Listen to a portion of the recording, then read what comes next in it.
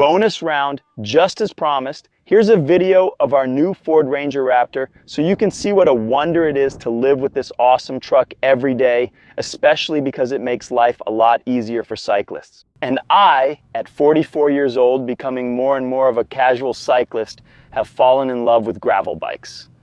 Yeah, literally in Portuguese, bikes for gravel, right? But actually, even though we're here on a dirt and gravel road, and I'm going to ride and show you how it performs in this setting, I realized that what makes the gravel bike special is that it's the true SUV of bikes for everyday urban life in São Paulo. Yes, I was very influenced by Valtteri Bottas, right? Bottas is driving for Cadillac, but he's not going that fast. He's getting beaten by Perez this year, right? Do you think Bottas will stay next year? But the fact is that Bottas, who is married to a professional cyclist, is getting more and more involved in the gravel bike scene.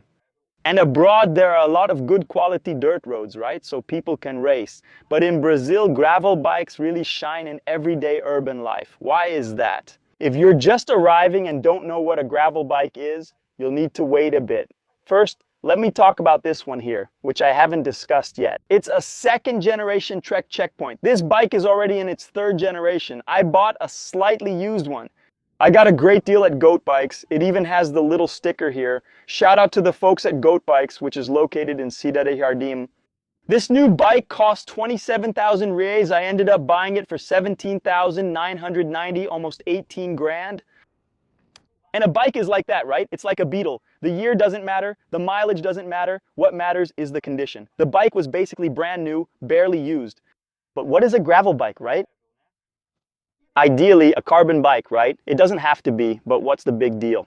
And here you have a bike that weighs only 9.5 kilos with a carbon frame and a Shimano GRX group set. But it's a road bike with a frame that's a little less aggressive in terms of position compared to a regular road bike, as we also call it, but with mixed-use tires. That's why it's the SUV of bikes, the crossover of bikes, right? And if you've ever tried riding a road bike on a daily basis in São Paulo, I have. When I arrived in São Paulo in 2006, I had just spent 2 years in the United States, where I used to ride a lot with my Specialized LA and thought I was a mini Lance Armstrong. I get to São Paulo, and I had so many flat tires from manholes, seams, curbs, and potholes, right? Brazil has this not very healthy habit.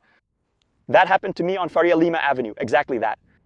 I was riding behind buses because there wasn't a bike lane on Faria Lima back then, right? We used to defend ourselves from the traffic chaos by riding in the bus lane. Back then, I decided to try it. I lived in Vila Madalena and worked in Itaim, so I decided to go by bike.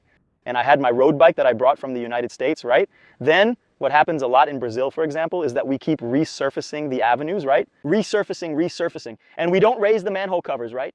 So each manhole cover becomes a real crater with 90-degree edges, right?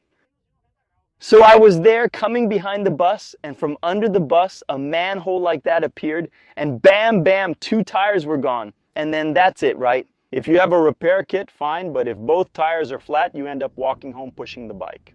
So the gravel bike uses this mixed-use tire, which is a wider tire, and you don't use such high pressure, right? On a road bike, you usually use 80 psi, right? That tire, since it's very small, you put a lot of pressure in it to make it rigid. Here you use something closer to a mountain bike tire, so around 40 psi, depending on the kind of ride you're going to do. And it's a more robust, bigger tire, more likely to withstand impacts, so you end up getting the best of both worlds, right? A bike that lets you ride fast, right? A light bike that when you pedal, you feel it picks up momentum. Now, last weekend, for example, I went for a ride on the Marginal with some friends of mine who do Ironman, who are much younger than me. A big 60-kilometer, 2-hour ride with them on their triathlon bikes, right? Me, with my little gravel bike here, but well positioned in the slipstream, I can keep up without any big problems. So, it's a bike that lets you ride on asphalt with a lot of performance, but it doesn't leave you stranded when you need to use it more in the real world, outside the bike lanes, in São Paulo, for example. Or, who knows, on the weekend at the farm, you might want to take a ride on a dirt road. That's what we're going to do now. Settle in on the helmet cam and let's go. So, how's it going, Deputy? It's tough, isn't it? We're picking a little uphill stretch to start with. But look, the gear shift here, you see both the upshift and downshift happen on the same lever here. we're already in the lightest gear. It only has one front chainring, right? It's something I'm already considering. You have to change the gear ratio. It's not really made for climbing hills. Look, the way it is. But you guys also notice that the gravel bike's handlebars are usually wider, right? There's this angled part here that allows you to have a more relaxed position, right? Disc brakes, which are also very important given how unpredictable São Paulo traffic can be. And then we have, right, a core group, small within our audience. And the algorithm also distributes it, right? And new people arrive. And if you think the Brazilian automotive internet can be boring, let me tell you, I'll just bring up Lance Armstrong here. The Brazilian cycling internet can be much more so. So let me make a few disclaimers here. First, even though I've already done some serious competitive races,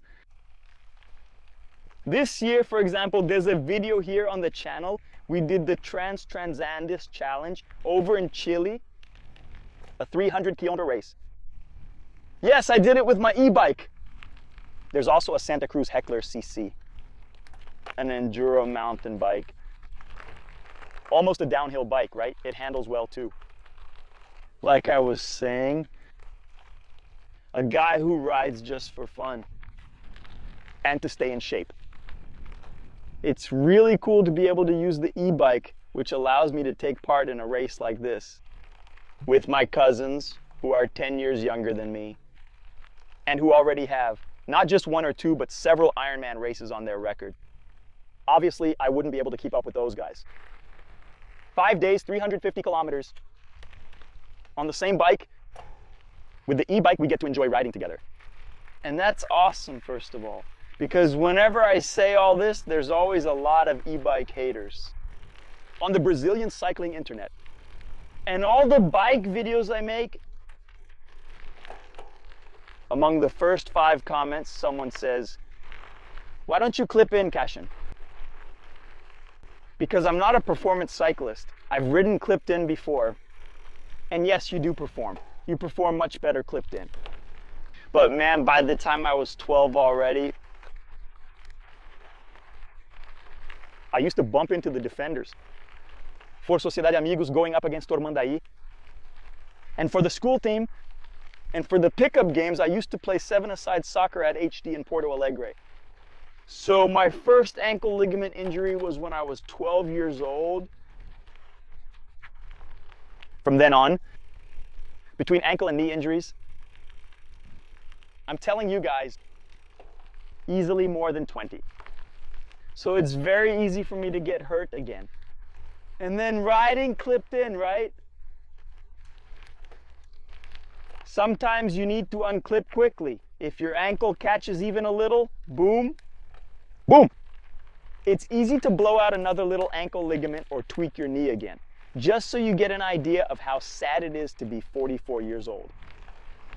And to have this history of soccer injuries. There's also a summer video on the channel, right? Our Hilux summer vacation this year. Roberta decided to take surfing lessons right there at the Tramandaí Pier, where I used to surf back in my college days. And the last day I went surfing with her too. It was really cool. And then we dropped the waves and all that. So what happened? Desceu. Jumping off a wave. I'll go back down here if you help me. How do you say it? Bailing on a wave, right? Jumping off the board, twisting your knee, a minor ligament injury. So riding clipped in for me is like almost everything in life. Risk versus reward calculation, right?